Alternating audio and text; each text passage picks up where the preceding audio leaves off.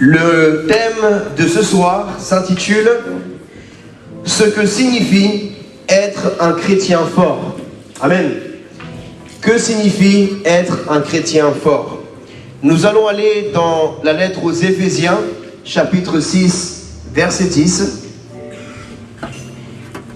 Il est écrit « Au reste, fortifiez-vous dans le Seigneur et par sa force toute puissante. Amen. »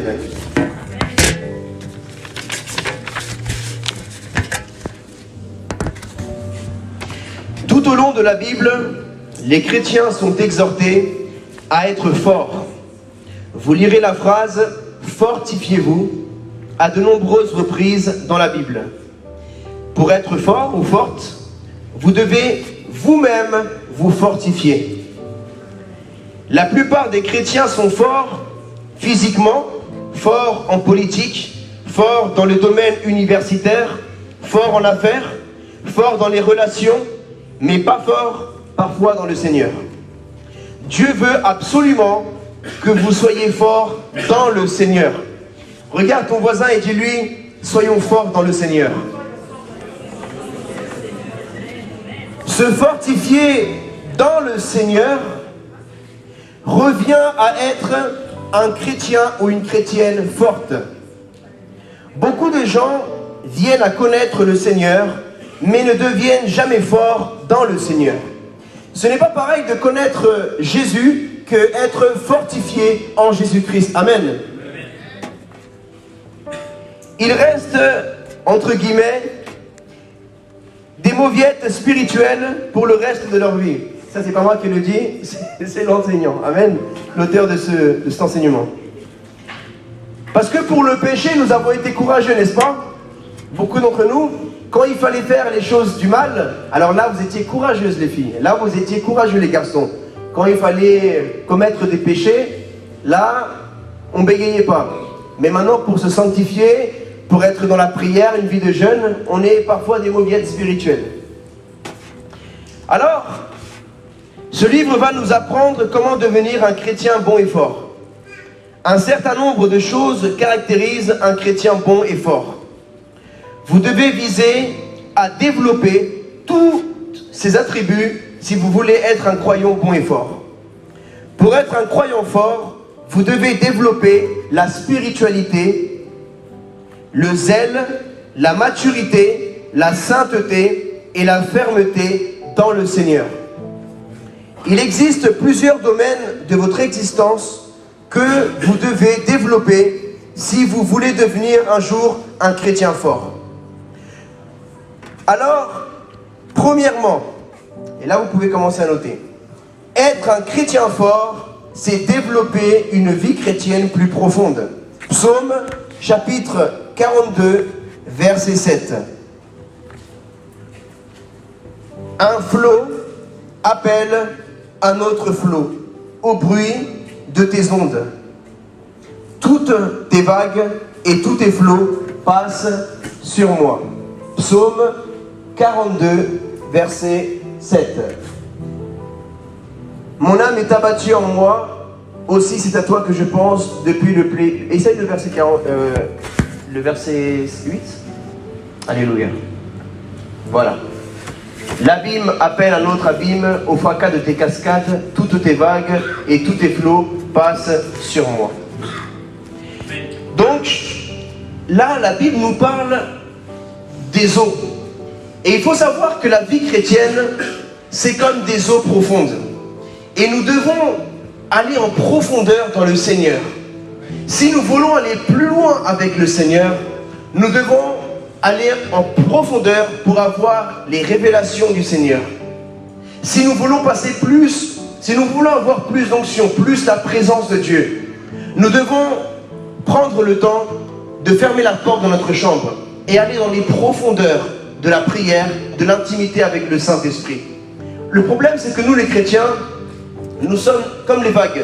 Là, la Bible nous prend l'exemple de cascades, des eaux, des vagues. Et nous sommes parfois inconstants. Vous avez déjà allé à la mer, pour certains, vous avez vu comment les vagues vont et viennent. Et parfois, les chrétiens, nous sommes comme ça. pas seulement à l'église, parfois les chrétiens, nous allons et nous revenons, nous partons à l'église, mais même dans le Seigneur.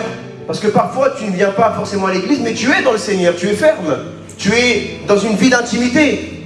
Mais parfois le pire, ce n'est pas de ne pas venir à l'église, c'est que toi-même dans ton intimité, tu t'éloignes du Seigneur. Et ça c'est le pire.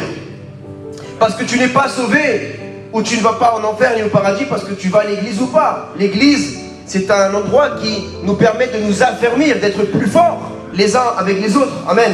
Parce que plus nous sommes unis, plus nous sommes forts. Je vous ai dit à nombreuses reprises que le diable, c'est le loup.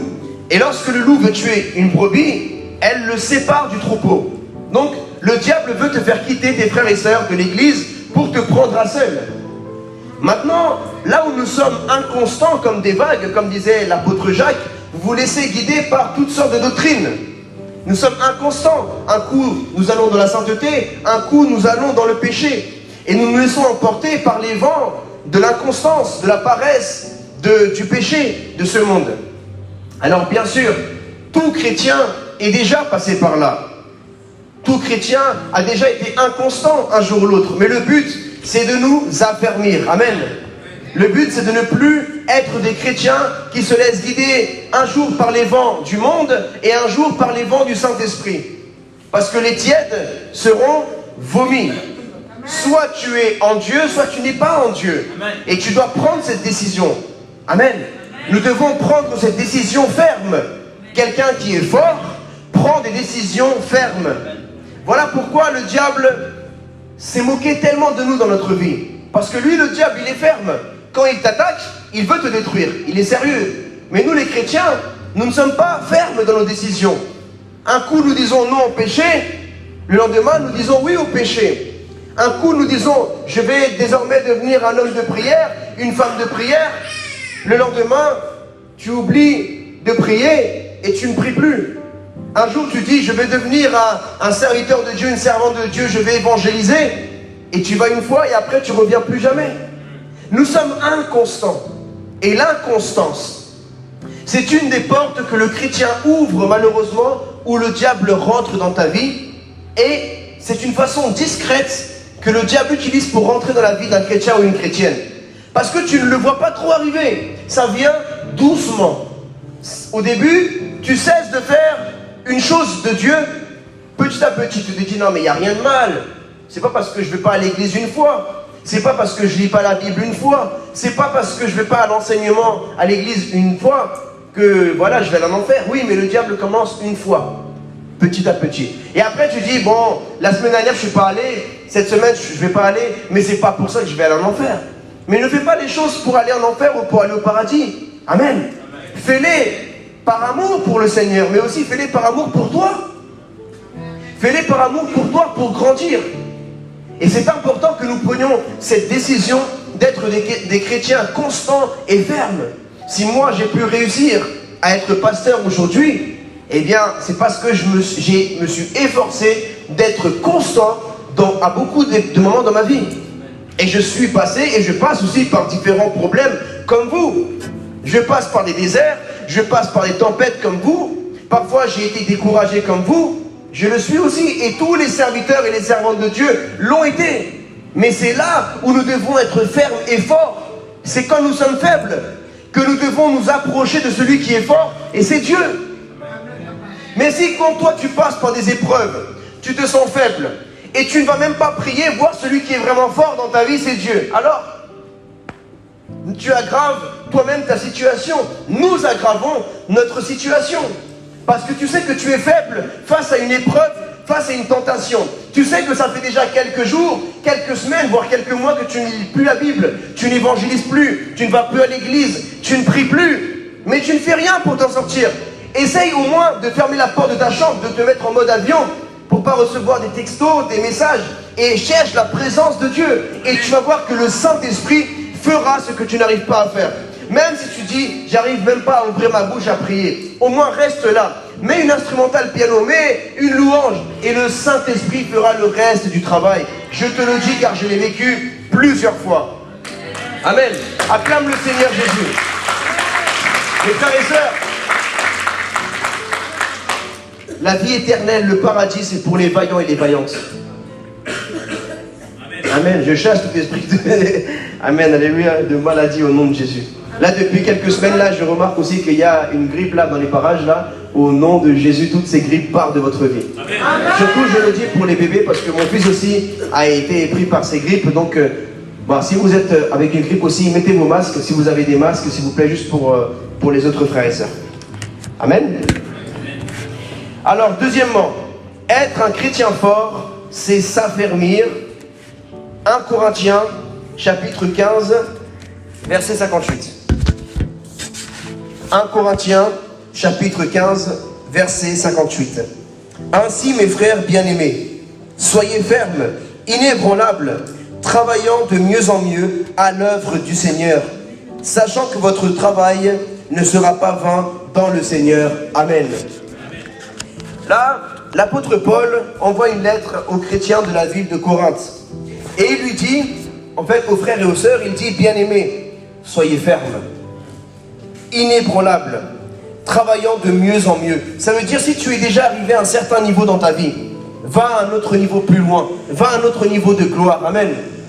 Tu arrives déjà à lire la Bible tous les jours, alors essaye de lire un peu plus. Tu arrives déjà à avoir un niveau de prière, essaye de prier un peu plus.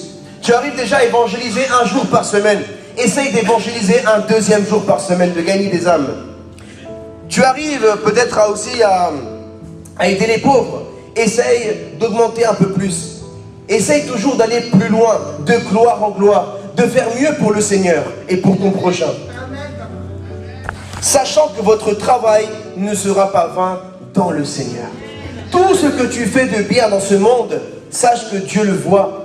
Sache que Dieu le voit. Même si les gens te payent mal, te le rendent mal, c'est pas grave. Dieu te le rendra bien. Et même, j'ai envie de dire, gloire à Dieu, que les gens te le rendent mal. Parce que si les gens te le rendent bien, alors Dieu, quelle récompense va Dieu te donner? Il va dire au Seigneur, va te dire, ta récompense, tu l'as reçue déjà, puisqu'il te l'a bien rendue. Mais si les gens te le rendent mal, au lieu de te plaindre et de dire, ah ouais, mais on me paye toujours mal, les gens, ils profitent de moi, mais tu crois qu'ils n'ont pas profité de Jésus?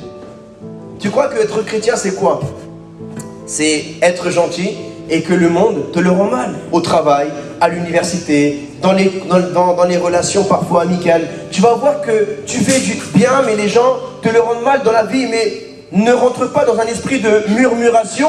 Ne garde pas de l'amertume dans ton cœur. Non. Dis-toi simplement, ces personnes-là ne connaissent pas le Seigneur. Je dois leur manifester une plus grande maturité spirituelle. Amen. Maintenant, tu me diras, oui, mais pasteur, mais moi, dans mon cas, c'est des chrétiens qui me le rendent mal. Et bien, montre-leur l'exemple. Si ce sont déjà des frères et sœurs chrétiens ou chrétiennes qui t'ont mal rendu le service que tu lui as rendu ou la gentillesse que tu lui as rendue, mais c'est pas grave. Donne-lui l'exemple avec ton témoignage. Amen. Et le Seigneur te le rendra. Le Seigneur te le rendra. Comme dit la Bible, si vous faites du bien à quelqu'un qui vous fait du bien, quel mérite avez-vous? Quel mérite recevrez-vous? Il y a plus de mérite d'aimer quelqu'un qui vous déteste, de faire du bien à quelqu'un qui vous a mal rendu. Gloire à Dieu. Le Seigneur n'oublie pas tout le bien que vous avez fait, chrétiens. Tout ce que vous avez fait pour votre prochain. Repentez-vous si vous avez mal parlé de cette personne qui vous a mal rendu. Si tu t'es plaint, repens-toi ce soir et dis, pardonne-moi, Saint-Esprit, si j'ai critiqué, si je me suis plaint, parce que vous savez ce qui peut se passer, et c'est ce que le diable veut. Quand vous faites du bien, vous amassez des trésors dans le ciel. Mais nos œuvres, nous les chrétiens, nos œuvres passeront par le feu. Et si vous vous plaignez, vos œuvres vont être consumées par le feu. Et ce que vous avez fait, alors, ni cette personne vous le rendra, ni Dieu, parce que vous vous êtes plaint et vous avez vous-même consumé votre bonne action. Alors, faites le bien et ne vous plaignez pas. Amen. Troisièmement, être un chrétien fort, c'est être inébranlable.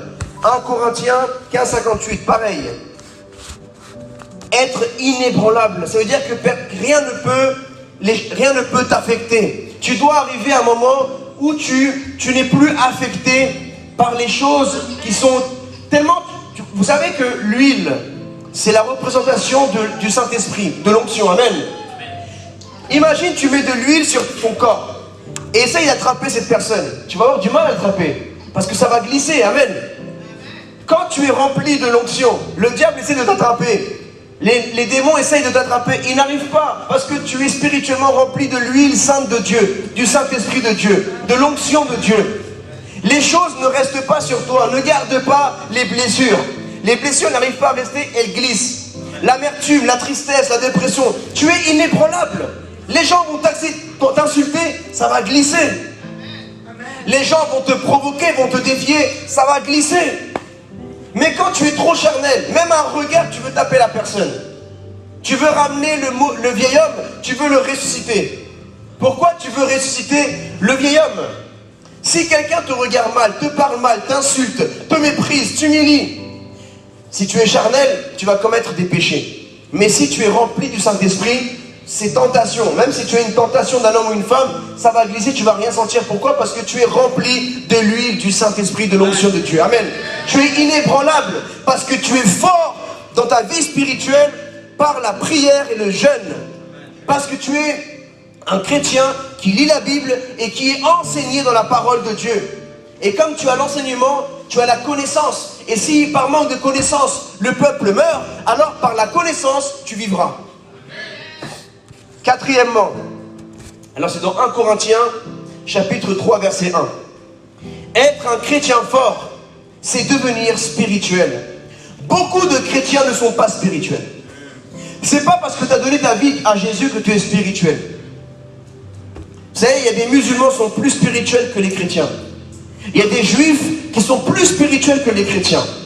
Être spirituel, ça ne veut pas dire être sauvé.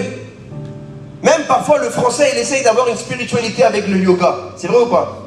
Parce que l'âme de l'être humain, elle a soif de spiritualité. Sauf que l'être humain, comme on n'a pas l'éducation du Saint-Esprit, parce qu'on ne lit pas la Bible, les gens du monde ne lisent pas la Bible, alors ils vont voir toutes sortes de doctrines, d'enseignements, et ils terminent en roulant sur un ballon, le dos comme ça, en roulant, en faisant des positions. C'est pas la position qui va changer ta vie.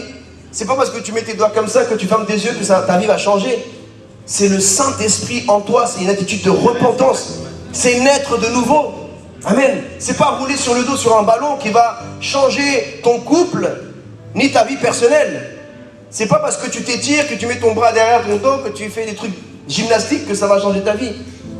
Les choses viennent de l'intérieur vers l'extérieur. Le Saint-Esprit doit te remplir. Amen.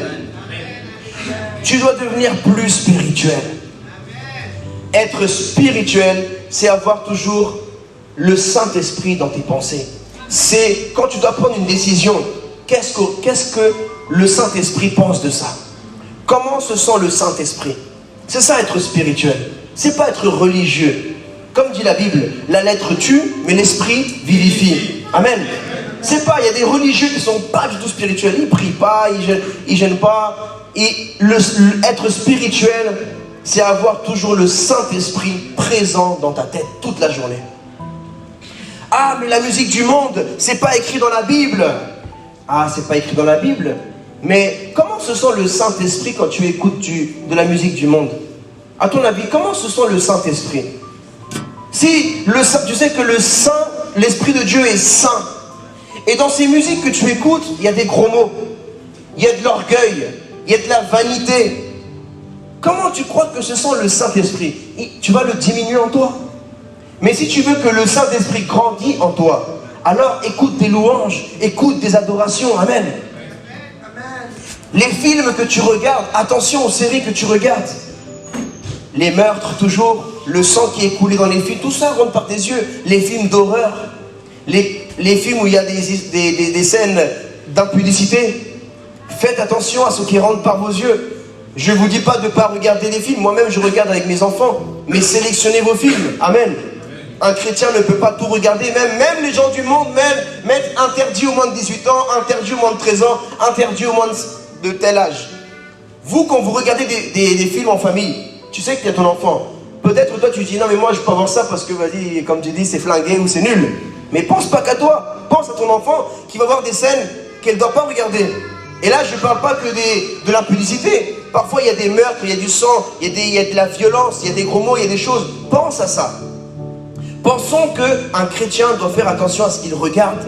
Parce que la Bible dit que les yeux sont la fenêtre de l'âme. Tout rentre par les yeux et les oreilles. Alors fais attention à ce que tu écoutes. Et fais attention à ce que tu regardes. Un jour, je vous ai déjà dit ça, mais un jour j'ai réalisé, où le Saint-Esprit m'a fait réaliser, pourquoi tu regardes ces films-là où il y a toujours des gens qui meurent. On dirait que tu aimes la mort. C'est vrai ou pas? Dans tous les films, il y a quelqu'un qui est mort. Il y a toujours quelqu'un qui meurt. Comme si la mort, c'est devenu normal pour nous maintenant. Et le monde veut nous faire voir que la mort, c'est normal. Même s'il n'y a pas forcément des gens qui s'embrassent ou des scènes qui a de la perversion, mais il y a toujours de la violence, des combats, des gens qui meurent, toujours comme ça. Est-ce que c'est normal qu'un chrétien s'habitue à voir la mort? Or que la mort, c'est le démon le plus grand qu'il y a en dessous de Dieu, que dit la Bible. La Bible dit que toute autorité a été soumise à la mort, excepté Dieu lui-même. Le premier démon qui est entré à cause du péché, c'est la mort. Et la mort s'est étendue sur tous les êtres humains. Et maintenant, on veut, le diable veut à travers les films, les séries, tout ça, te montrer que la mort c'est normal. Non, la mort c'est pas normal. Pourquoi tu t'habitues à que des choses meurent dans ta vie? Ça veut dire il y a une mentalité de mort, tout meurt. Tu dis non, c'est normal, c'est mort, mon couple c'est mort, mes finances c'est mort, mon entreprise c'est mort, tout meurt. Toi tu déclares que ton couple il est mort. Pourquoi tu déclares pas que mon couple ressuscite? Pourquoi tu déclares pas mes finances ressuscitent? Tu sers le Dieu de la mort ou le Dieu qui ressuscite les choses qui sont mortes, il les ramène à la vie? Amen. S'il y a des choses qui sont mortes dans ta vie, ramène-les à la vie par la parole de Dieu. Mais par ton comportement aussi. Amen. Parce que la foi sans les œuvres est morte. Alors, il dit, pour moi, frère, ce n'est pas comme à des hommes spirituels que j'ai pu vous parler, mais comme à des hommes charnels, comme à des enfants en Christ. Nous devons ne plus être des chrétiens charnels. Pour commencer à être plus spirituel, peut-être tu n'arrives pas à être trop spirituel. C'est comme si vous avez déjà vu les animaux quand ils veulent passer d'un arbre à un autre. Il faut que tu lâches l'arbre A pour aller à l'arbre B. L'arbre A, c'est l'arbre du péché, de la connaissance du bien et du mal. L'arbre B, c'est l'arbre de la vie. Amen. Amen. Mais nous les chrétiens, on veut être un bras là et un bras là. On veut être comme ça. On ne veut pas lâcher l'arbre de la mort et on veut un bras dans l'arbre de la vie. Si tu veux gagner, tu dois perdre. Tu dois perdre les choses du monde. On ne peut pas tout avoir de ce monde. Ta récompense, elle est dans le ciel. Il y a des choses que tu ne peux pas te comparer. Oui, certainement, tu vas te comparer à des gens du monde. Tu vas dire, j'ai moins d'argent, j'ai pas une voiture si grande, j'ai pas une maison si grande, j'ai pas autant de ci, j'ai pas autant de ça. Mais toi, tout ce que tu dois désirer est dans la nouvelle Jérusalem. Amen. Accepte de perdre les choses de ce monde. Accepte de ne pas avoir l'influence de ce monde, les richesses de ce monde, la gloire de ce monde, parce que toi, tes richesses sont dans le ciel. Ta gloire, elle est en Christ dans le ciel. Tes récompenses, elles sont dans le ciel. Tu n'es pas en train de perdre ta vie, de rater ta vie. Toi, ne marche pas par ta vue naturelle, marche par tes yeux spirituels. Amen. Peut-être aujourd'hui, quelqu'un qui est dans le monde rentre et dit, ah, regardez-moi toutes ces personnes, il va juger par rapport aux habits, par rapport aux coiffures, il va juger par rapport à notre argent. Mais la plus grande richesse, ce n'est pas les argents, les habits, les maisons, non, c'est le spirituel. Amen. Voilà pourquoi il faut vraiment que tu sois constamment dans la parole de Dieu. Ça va te refocaliser tes pensées dans la vie éternelle. Mais d'abord, tu dois lâcher les choses qui baissent ta spiritualité. Parce que la musique du monde, peut-être que ça paraît rien. La cigarette, la drogue, peut-être l'alcool c'est dans la Bible, mais tu ne vois pas, tu ne te drogueras pas. Il n'y a pas ce verset-là. Mais tu dois comprendre que la Bible dit soyez sobre. Quand la Bible dit soyez sobre, sobre en toutes choses, corps, âme et esprit, amen. Et ne détruis pas ton corps, dit la Bible. Sinon ton Créateur te détruira. Quand tu fumes, tu détruis tes poumons. Tu t'ouvres des portes spirituelles à des cancers, à des maladies. Pense à tes enfants. Pense à ta femme, pense à ton mari. Parfois nous nous lançons dans des trucs, nous sommes égoïstes parce que nous pensons qu'à nous. Et si tu as une maladie, à travers la drogue, tu peux avoir des problèmes dans le cerveau, des problèmes des poumons, tu peux avoir des maladies. Pense aux gens qui t'aiment. Même si toi tu ne t'aimes pas, au moins pense à ceux qui t'aiment. Amen. Alors, Lâche les choses qui te font être découragé dans la prière et dans la Bible. Lâche les occupations quotidiennes. Fais-toi un planning. Qu'est-ce qui te prend le plus de temps dans la journée? Fais-toi un planning. Un chrétien, un disciple doit être discipliné. Amen. Ça veut dire quoi, disciple? Ça vient de la racine discipline. Mais nous, les chrétiens, nous disons disciples de Jésus, mais nous ne sommes pas du tout disciplinés. Et je pourrais voir si vous êtes disciplinés en regardant vos téléphones dans vos alarmes. C'est quoi vos alarmes? Tu dois avoir une alarme de prière, une alarme pour lire la Bible, une alarme pour aller évangéliser, une alarme. Tu dois te discipliner avec des alarmes dans la journée. C'est important. Et un emploi du temps. De telle heure à telle heure, je prie, c'est sacré. De telle heure à telle heure, je vais passer un temps avec le Seigneur, je vais évangéliser. Tu dois t'organiser. Amen. S'il y a des choses du monde qui te prennent trop de temps, mets-les de côté, diminue-les et augmente les choses spirituelles. Amen. Cinquièmement, Hébreux chapitre 12, verset 14. Être un chrétien fort, c'est être sanctifié. Rechercher la paix avec tous et la sanctification sans laquelle personne ne verra le Seigneur. Waouh! Waouh! Alors, rechercher la paix avec tous. Tous, c'est tous. Je ne sais pas avec qui tu es en froid, avec qui tu es disputé. Peut-être toi tu dis, moi je lui parle à cette personne, mais c'est cette personne qui ne me parle plus. En tout cas, fais ce qui est en ton possible pour être en paix avec cette personne. Mais aussi, c'est pas juste, ah ouais, moi je vais être en paix, mais peut-être cette personne elle est blessée aussi. Peut-être tu as fait quelque chose, mais essaye de réparer aussi ton erreur. Amen. Ne dis pas, ah oui, mais moi Dieu m'a pardonné, c'est bon. Non. Tu as un être humain en face de toi, mon ami. Amen. Nous, des fois, les chrétiens, on est trop dans l'extrême avec le pardon et la grâce. Ah non, mais c'est bon, Dieu est un Dieu de grâce, Dieu m'a pardonné, j'ai plus à me faire pardonner par les gens. Mais quand même, si tu aimes cette personne, et que si tu as fait du mal à cette personne, fais un effort aussi pour guérir cette personne. Parce que si tu l'as blessé ou tu lui as fait du mal, c'est peut-être avec tes paroles ou avec tes actes. Alors avec les mêmes paroles que tu as donné la mort un jour à son cœur, donne la vie à travers le pardon. Si tu as commis un acte qui a blessé une personne, avec un autre acte, tu peux réparer un peu. Amen. La sanctification, sans laquelle personne ne verra le Seigneur. Mes amis, vous avez beau être en Jésus-Christ, connaître la Bible par cœur, aller prêcher dans les métros, si vous n'êtes pas dans la sainteté, vous ne verrez pas Dieu, c'est clair. C'est clair et net, mes frères et sœurs. Vous pouvez être en 3e année RBIF, c'est pas ça qui fait que vous êtes sauvé. Ce qui fait que tu es sauvé, c'est d'abord par la grâce de Dieu, par le sacrifice de Jésus-Christ, par le sang de Jésus qui a coulé. Mais ce trésor, tu dois le garder. Ne vends pas ton héritage pour un plat de lentilles, comme l'a fait Ésaü. Si tu échanges ta sainteté contre un plat de lentilles, c'est quoi un plat de lentilles? Ça représente un moment de plaisir.